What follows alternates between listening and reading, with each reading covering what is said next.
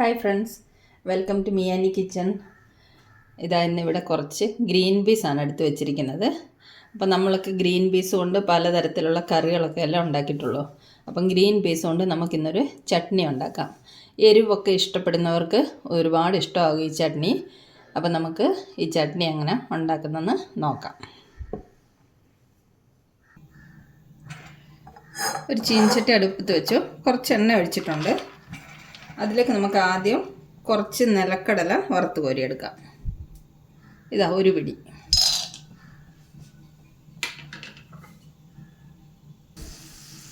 നിലക്കടല ഫ്രൈ ആയിട്ടുണ്ട്, അത് നമുക്ക് കോരി മാറ്റാം. ഇനി ഈ എണ്ണയിലേക്ക് തന്നെ നമുക്ക് വട്ടാണ വറുത്ത് കോരിയെടുക്കാം. ഒരു 100 ഗ്രാമോളം വട്ടാണ വേണം. ഇതുകൂടെ നമുക്കൊന്ന് വറുത്തെടുക്കാം. ഗ്രീൻ പീസൊക്കെ ഫ്രൈ ആയി വന്നിട്ടുണ്ട്. ഇതും നമുക്ക് കോരി മാറ്റാം.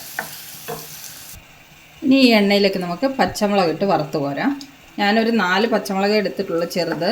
എരിവ് കൂടുതൽ വേണ്ടുന്നവർക്ക് പച്ചമുളക് കുറച്ച് കൂടുതലിടാം. എരിവ് കുറച്ച് മതിയെങ്കിൽ 2 പച്ചമുളകോ 3 പച്ചമുളകോ അങ്ങനെ കുറച്ച് ഇടാം.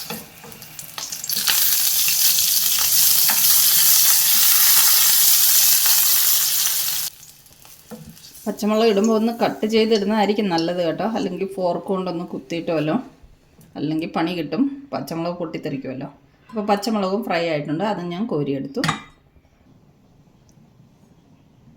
അപ്പോൾ വറുത്തെടുത്ത സാധനങ്ങൾ കൂടാതെ നമുക്ക് കുറച്ച് സാധനങ്ങളും കൂടെ വേണം. പച്ചയ്ക്ക് ഒരു നുള്ളു ജീരകം, കുറച്ചേറെ വെളുത്തുള്ളി അല്ലി, ഒരു പിടി മല്ലിയില.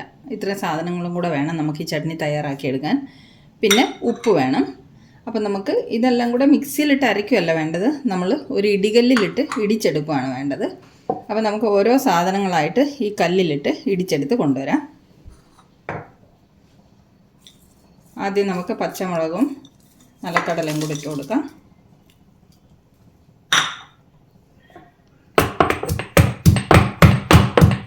അപ്പോൾ ഇതൊക്കെ ഇടിച്ച് കൊണ്ടുവരാം കേട്ടോ. ഇനി ഇതിലേക്ക് നമുക്ക് ഈ ജീരകവും വെളുത്തുള്ളിയും കൂടെ ഇട്ട് കൊടുക്കാം.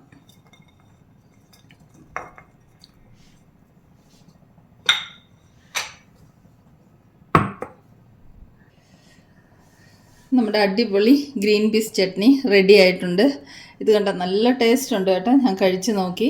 കുറച്ച് എരിവൊക്കെ ഇഷ്ടപ്പെടുന്നവർക്ക് നല്ല ഒരു ചട്നിയാണിത്. അപ്പോൾ ഈ ചട്നിയുടെ റെസിപ്പി ഇഷ്ടമായെങ്കിൽ എല്ലാവരും തയ്യാറാക്കി നോക്കണം.